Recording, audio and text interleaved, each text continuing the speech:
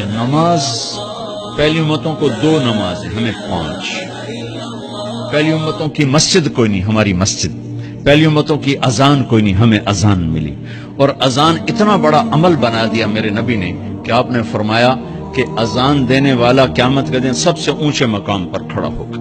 حضرت علی فرمایا کرتے تھے کاش میں اللہ کے نبی سے حسن حسین کے لیے مسجد نبوی کی اذان مانگ لیتا، یہ حضرت علی فرمایا کرتے تھے۔ اور جنگ قادسیہ میں مؤذن زخمی ہو گیا تو اذان دینے کے شوق میں سردار آپس میں الجھ گئے، کہتا میں دوں گا، کہتا میں دوں گا۔ پھر قرہ اندازی ہوئی، جس کا نام نکلا اس نے اذان دی۔ حضرت عمر فرمایا کرتے تھے اگر میں امیر المومنین نہ ہوتا، اگر میں خلیفہ وقت نہ ہوتا تو میں مسجد نبوی کا مؤذن بننا پسند کرتا۔ کسی کو اذان نہیں ملی، ہمیں اذان۔ پہلا مؤذن بلال بنا، پہلے مؤذن اللہ نے بلال کو یہ عزت عطا فرمائی۔ دنیا میں یہ ہے اور آخرت میں یہ ہے کہ میرے نبی نے فرمایا کہ جب جنت میں جانے کا وقت آئے گا نا تو جنت کی میرے لیے سواری لائی جائے گی، میں اس سواری پہ بیٹھوں گا تو اس کی جو وہ رسی ہوگی نا وہ ایسے نیچے گر جائے گی، نیچے گرے گی۔ اس رسی کے یعنی اس کی جو لگام ہوتی ہے نا وہ نیچے گرنے کا مطلب ہے یہ ایسے نیچے گرے گی۔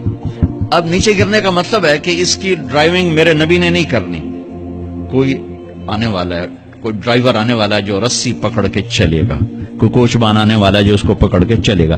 رسی کا گرنا ایک انڈیکیشن ہے کہ کوئی نصیب والا اب آئے گا۔ جب آپ کی سواری کھڑی ہوگی، رسی نیچے ہے، تو اب سب کی گردنیں ایسے ہوں گی، کون، سب قیاس کر رہے کون کون کون۔ اللہ کی طرف سے اعلان ہوگا بلال کو بلایا جائے، بلال بلال۔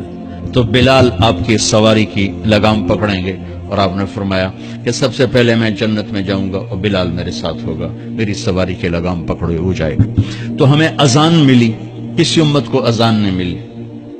ہمیں 5 نمازیں ملی، کسی امت کو نمازیں نہیں۔ 2 نمازیں، ایک فجر کی 2 رکعت، عصر کی 2 رکعت۔ باجماعت نہیں، ان کو اپنی کتاب یاد نہیں، ہمیں قرآن یاد ہے۔ میرے مدرسے میں ایک بچہ اب ماشاءاللہ امریکہ میں وہ پڑھا رہا ہے، اس نے 30 دن میں قرآن یاد کیا۔ صبح یاد کرتا تھا، شام کو تراویح میں سناتا تھا۔ میرے مدرسے کا بچہ ہے، صبح بیٹھ کے مغرب تک پورا ہے سپارہ یاد کر کے اور عشاء کو تراویح میں سنا دیتا تھا۔ اللہ نے میں ایسا قرآن دے دیا کہ 1 مہینے میں بھی یاد ہو جاتا ہے۔ 3 دن میں بھی ایک بزرگ نے یاد کیا، 3 دن میں قرآن یاد کیا۔ اللہ نے ہمیں قرآن کی دولت عطا فرمائی، پڑھنے کے لیے 5 نمازیں عطا فرمائی، تہجد کی نماز عطا فرمائی، اوابین کی نماز دی، اشراق کی نماز دی، چاشت کی نماز دی۔ نماز کے کتنے دروازے کھول دیے۔ اور میرے نبی کی آخری نصیحت تھی میری امت نماز نہ چھوڑنا، نماز نہ چھوڑنا، نماز نہ چھوڑنا۔ اور اس 14 صدی میں کوئی موقع ہے نماز چھوڑنے کا تو وہ میرے نبی کے نواسے کی کربلا کا ہے کہ جب ظلم بھی انتہا پر تھا اور مظلوم بھی اپنی آخری حدوں پر تھا، اور کائنات نے نہ ایسا ظلم دیکھا، نہ ایسے مظلوم دیکھے، نہ ایسی پاکیزہ ہستیاں دیکھی، نہ ایسے درندے دیکھے۔ تو سورج ڈھلا، نماز کا وقت ہوا ہے، تو آپ نے سبحان اللہ، آپ نے زہیر سے فرمایا کہ شمر سے کہو نماز پڑھنے دے، نماز پڑھنی ہے، امت کو پیغام دینا ہے کہ یہ کسی حال میں چھوڑنے کا کام نہیں ہے۔ تو انہوں نے آگے بڑھ کے شمر سے کہا نماز پڑھنے دو، انہوں نے کہا نہیں نماز نہیں پڑھنے دیں گے، ہماری تلوار چلے گی۔ انہوں نے واپس آ کر کہا جی وہ کہہ رہے ہیں ہم جنگ نہیں روکیں گے، تلوار چلے گی۔ تو پھر یہ نہیں فرمایا اچھا چلو ٹھیک سر دیو، فرمایا اچھا آدھے نماز پڑھو آدھے جنگ کرو۔ آدھوں نے نماز پڑھی، آدھوں نے جنگ کی۔ پھر انہوں نے جنگ کی اور پہلوں نے نماز پڑھی، اور عصر سے پہلے سب کے سر کٹ کے نیزوں پہ چڑھ گئے۔ یہ وہ ہستیاں ہیں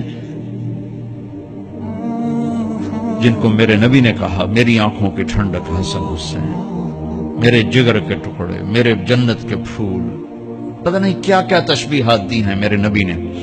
اب جنت کے نوجوانوں کے سردار حسن اور حسین، اور پھر نماز نہیں چھوڑی۔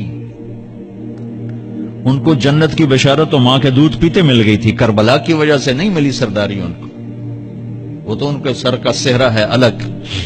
ان کو سرداری جنت کے ملی ماں کا دودھ پیتے ہوئے کہ جنت کے نوجوانوں کے سردار ہیں حسن اور حسین۔ نماز نہیں چھوڑی میرے عزیزو، نماز نہ چھوڑو۔ اللہ کا شکر ہے، میں آپ بچوں کو دیکھ کے مجھے اپنا کالج کا دور یاد آ رہا ہے۔ ہمارے دور میں ایک نعیم الدین صاحب گورنمنٹ کالج لاہور میں تبلیغ کا کام کرتے تھے، اور وہ اکیلے ہی نماز پڑھتے تھے، کوئی نمازی نہیں ہوتا تھا، اور کسی لڑکے کی داڑھی نہیں تھی، کسی لڑکی سوا سے ایک نعیم الدین کی۔